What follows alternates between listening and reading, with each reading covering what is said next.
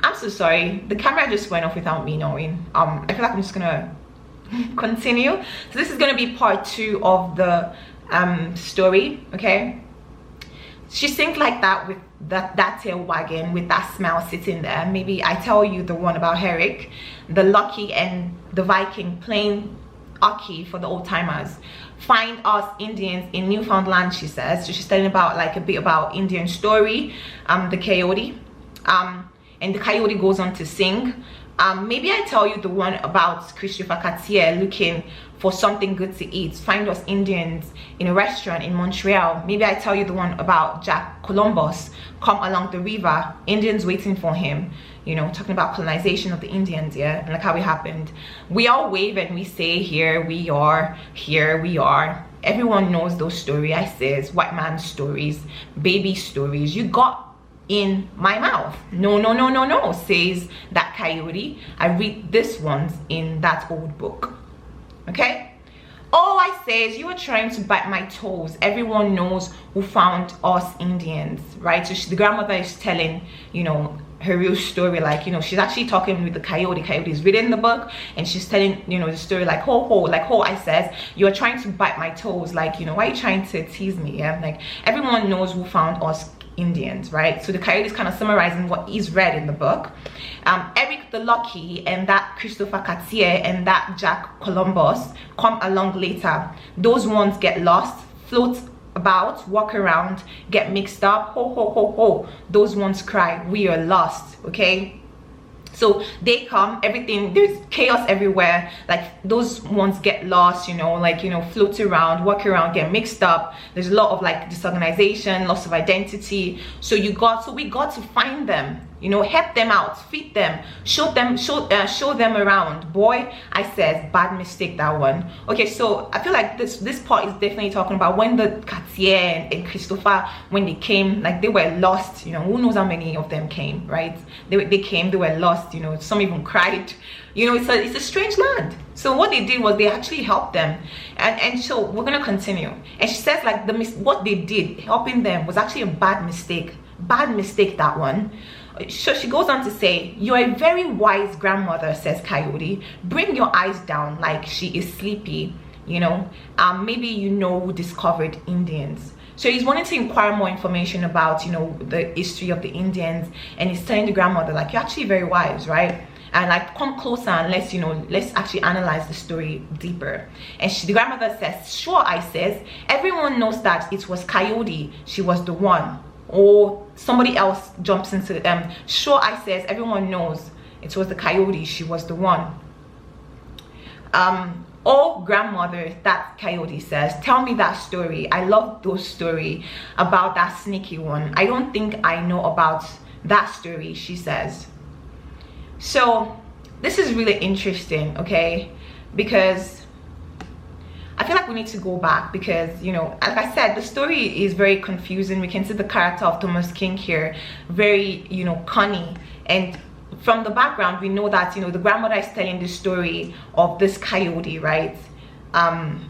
Said Coyote comes by my place, she wags the tail. And even the person that was reading the book, we can say the person could be the person she's telling the story to. So she's telling the story to, like, for example, let's just say it's like a bunch of kids, and one kid that's very, very attentive is asking her questions, right? Is asking her questions and talking to her about what he or she's read, and she's putting the Coyote into the story, right? But that is not even another interpretation, because we see here that she says, I've been reading about that history, says Coyote, right? Because the Coyote is actually talking to. So that confusion right there makes it obvious that there are two Coyotes in this story.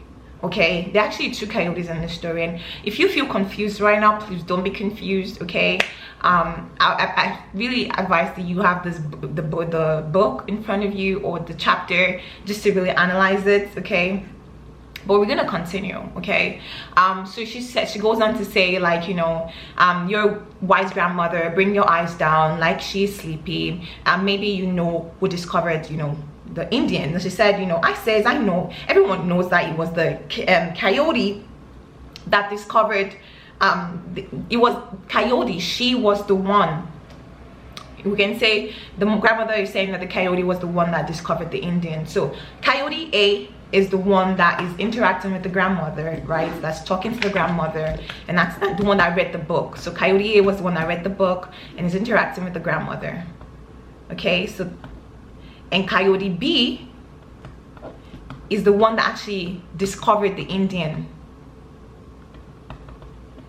Okay, so, and then she says, you know, oh grandfather, that coyote says, tell me that story. I love those stories about that sneaky one. So the coyote that discovered Indians was the sneaky coyote. I don't think I know that story, she says. All right, I says, pay attention. Coyote was heading, so now she's telling the story, right? She says, all right, I says, pay attention. Coyote was heading west. That's how I always start the story. She was nothing else in this world, just Coyote. She could see all the way to no mountains then, no river then, no forest then, pretty flat then. So she starts to make things. So there was no mountain, it's like a plain land. There was no mountain, no river, no forest then, and she starts to make things. So we can say this coyote is creating stuff. All right, we don't know what she's creating yet. Okay, so she starts to fix the world. So she's creating and fixing, right?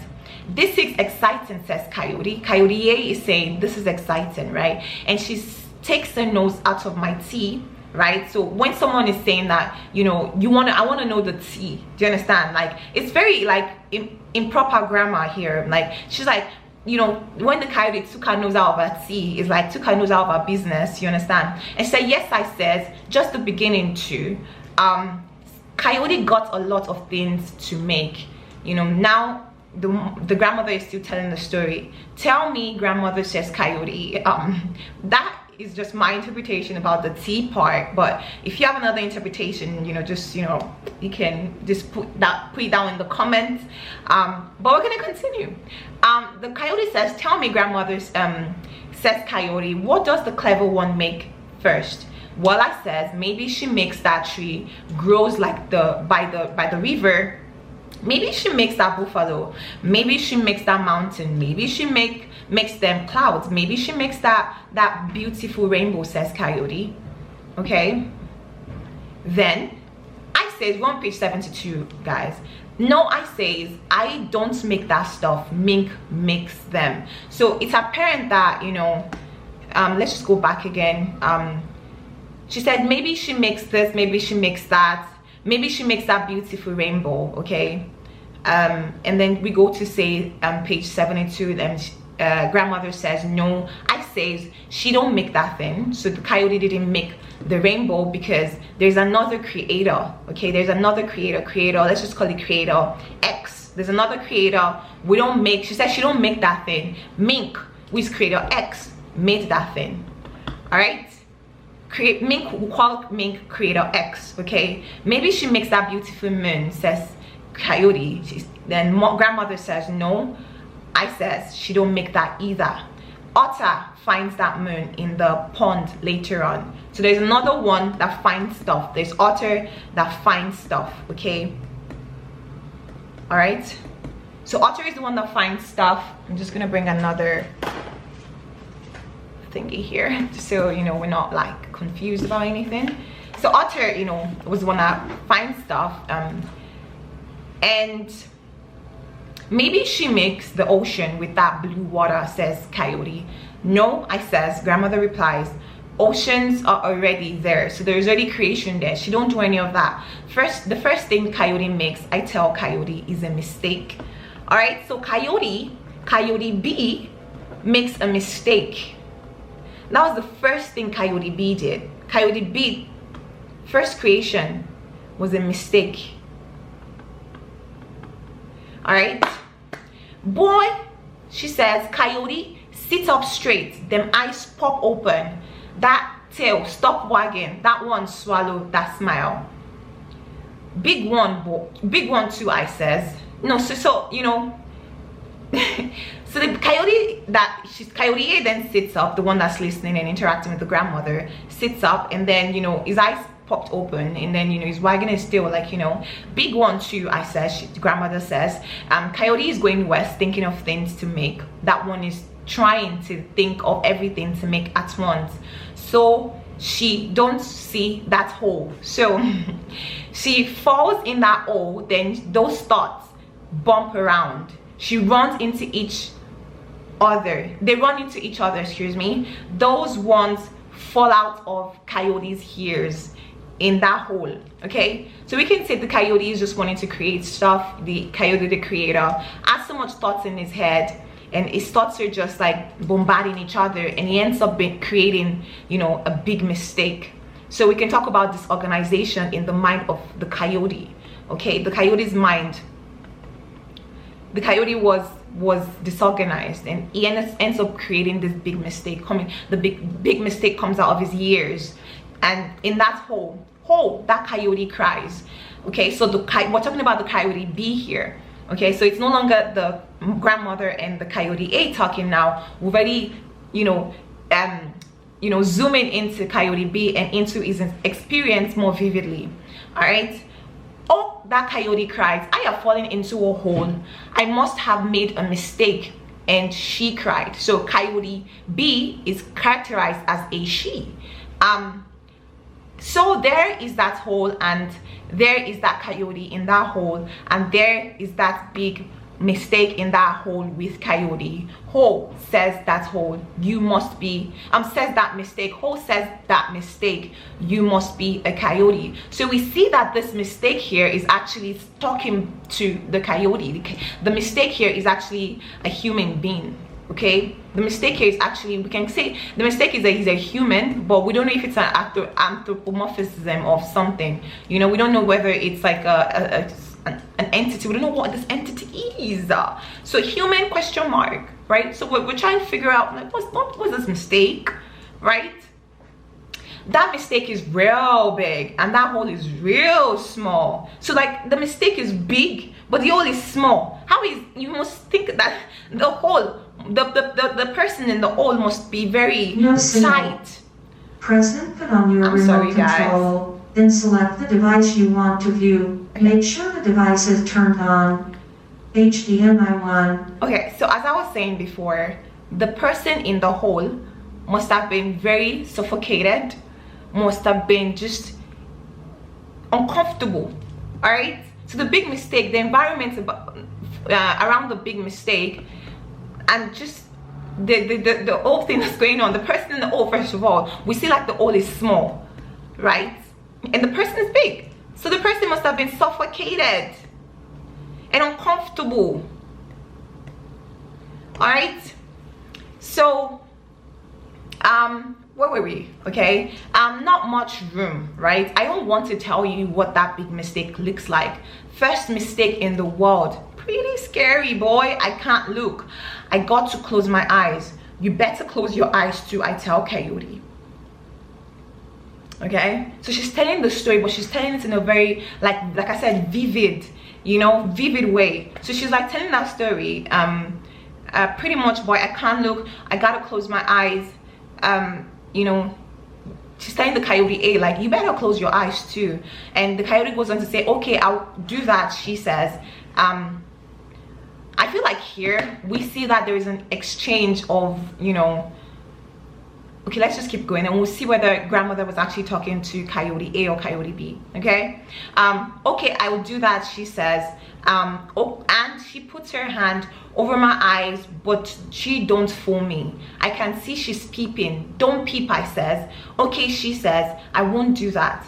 Well, that Coyote thinks about that hole, about the hole, and she thinks about how she's going to get out of that hole. So I feel like here, grandmother was actually still talking about Coyote A, because it's a very interactive story, and you find like when a grandmother is telling a story about just another Coyote, she's trying to make the story even more fun. She even involves the person, the child that she's telling the story to, into the story, where she like tells the child to cover the eye, that there is a big hole, just to make it more lively and fun, right? And she thinks about how and that Coyote B thinks about how she's gonna actually get off the hole, right? So Coyote B is in the hole. The mistake is stuck in the hole. Coyote B, the mistake, and the very small hole. So she's stuck with the mistake. Coyote B is stuck with the mistake. Okay, so she thinks about she thinks how she's going to get that big mistake back in her head. Okay, so she's stuck with that mistake in that small hole, and she's just thinking about how can I get that mistake into my head, right? Says that mistake. What is it you're thinking about? So she's stuck with that mistake. I'm thinking of a song, says Coyote. I'm thinking of a song to make this hole bigger, because it's very uncomfortable. Like she's suffocated, right? That's a good idea, says that mistake. Let us hear your whole story. So the Coyote now is like, well, she's thinking of a song that's going to make the hole bigger, right? So she wants to sing to the hole. Okay. All right, so pretty interesting. And you know, the big mistake says that's a good idea. Let me hear your whole song. But that's not what Coyote sings. She sings a song to make the mistake smaller. But that mistake hears her, and that mistake grabs Coyote's nose, and that one pulls her by her mouth so she can sing, and that one jumps up in